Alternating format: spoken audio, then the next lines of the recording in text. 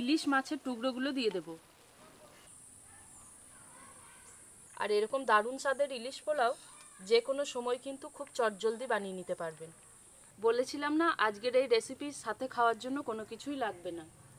নমস্কার, আজকের ভিডিওতে আপনাদের সবাইকে অনেক অনেক স্বাগত জানাই। আজকে আমি মাঝারি সাইজের একটা ইলিশ মাছ নিয়ে এসেছি। ইলিশ মাছ দিয়ে তো বিভিন্ন রকমের রান্না হয়, তবে আজকে আমি যে রান্নাটা বানাবো সেটা বানাতেও যেমন সহজ, খেতেও কিন্তু তেমনই সুস্বাদু। আর যে কোনো ছোটোখাটো অনুষ্ঠানে বাড়িতে খুব সহজে বানিয়েও নিতে পারবেন। এবার মাছের আঁশ ছাড়িয়ে ভালো করে কেটে ধুয়ে নেব।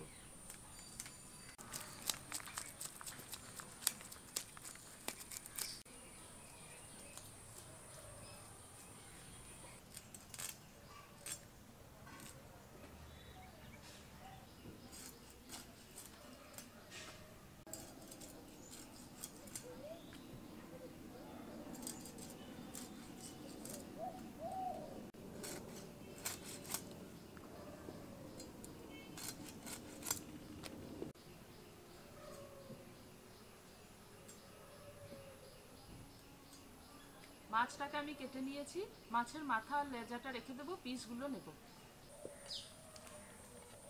ইলিশ মাছের পিসগুলোকে ভালো করে ধুয়ে নিয়েছি।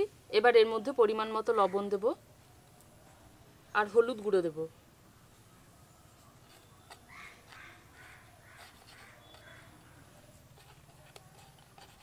আজকে ইলিশ মাছ দিয়ে যে রান্নাটা করব সেটা হচ্ছে ইলিশ পোলাও। তার জন্য আমি এখানে চায়ের কাপের মাপ করে 3 কাপ মতো বাসমতি চাল নিয়েছি। চালটাকে এখন ভালো করে ধুয়ে নেব।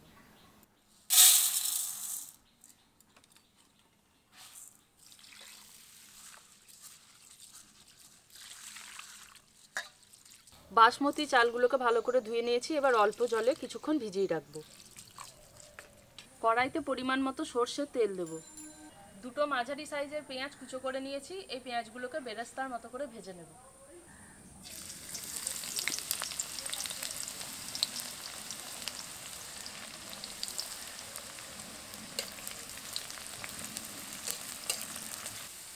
বেরেস্তার মতো করে ভেজে নিয়েছি। এবার এগুলোকে তুলে নেব।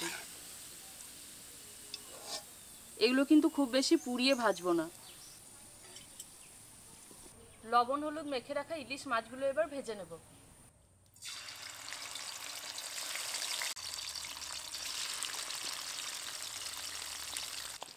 ইলিশ মাছ কিন্তু খুব বেশি কড়া করে ভাজবো না, একটা দিক হালকা করে ভেজে নিয়েছি, উল্টে দিয়ে অন্য দিকটাও ভেজে নেব।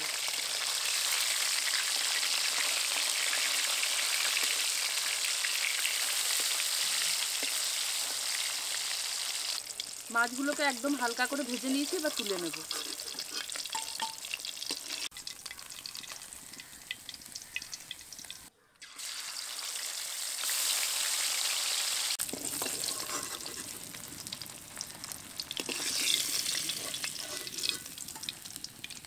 এবার আমি ইলিশ পোলাওটা তৈরি করে নেব। তেলের মধ্যে ফোড়ন দেব। মাছ ভাজা তেল আমি অনেকটাই কমিয়ে নিয়েছি। এবার ফোড়নের মধ্যে নেব এলাচ, লবঙ্গ, দারচিনি আর খুব সামান্য পরিমাণ গোটা জিরে।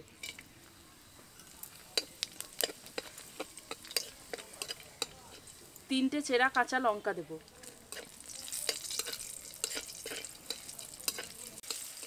ফোড়নটা ভাজা হয়ে এসেছে। এবার এর মধ্যে ভিজিয়ে রাখা চালটা দিয়ে দেবো।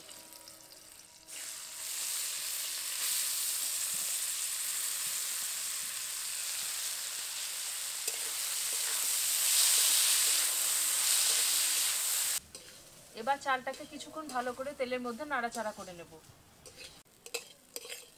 চালটা একটু ভাজা ভাজা হয়ে এসেছে। এবার এর মধ্যে অন্যান্য জিনিসগুলো দিয়ে দেব। স্বাদ মতো লবণ দেব, খুব সামান্য পরিমাণ হলুদের গুঁড়ো দেব, ভাজা জিরে গুঁড়ো দেব 1 চা চামচ। আবারও খুব ভালো করে মিশিয়ে নাড়াচাড়া করে নেব।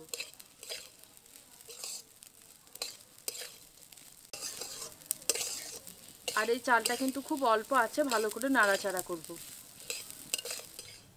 যে চায়ের কাপের মাপ করে আমি চাল নিয়েছিলাম সেই চায়ের কাপের মাপ করে আমি এখানে 6 কাপ পরিমাণ জল নিয়েছি।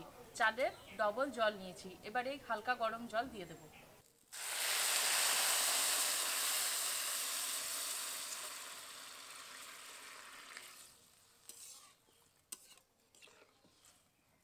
এবার একটা চাপা দিয়ে পোলাওটা হতে দেব।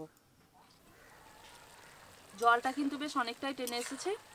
অল্প একটুখানি কিন্তু জল জলে আছে, আর চালটা দেখুন বেশ অনেকটাই কিন্তু সেদ্ধও হয়ে এসেছে।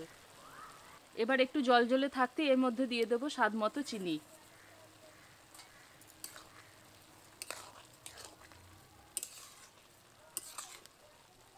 এবার এর মধ্যে বেরেস্তাগুলো ছড়িয়ে দেব। ইলিশ মাছের টুকরোগুলো দিয়ে দেব।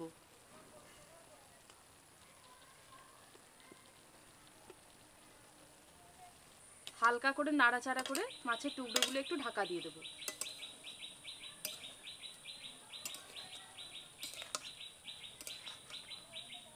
আবারও চাপা দিয়ে খুব কম আঁচে কিছুক্ষণ রেখে দেব।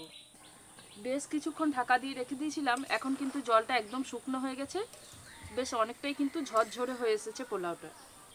ইলিশ মাছ ভাজা তেল যেটা আমি আগে তুলে রেখে দিয়েছিলাম, সেই তেল অল্প পরিমাণ এখন ছড়িয়ে দেব। আবারও চাপা দিয়ে দেব।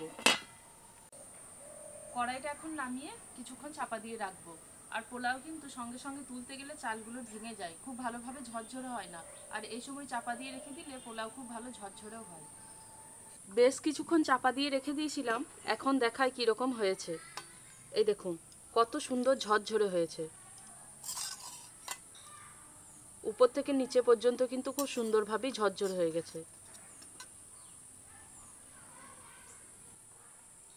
আর এরকম দারুণ স্বাদের ইলিশ পোলাও যে কোনো সময় কিন্তু খুব চটজলদি বানিয়ে নিতে পারবেন।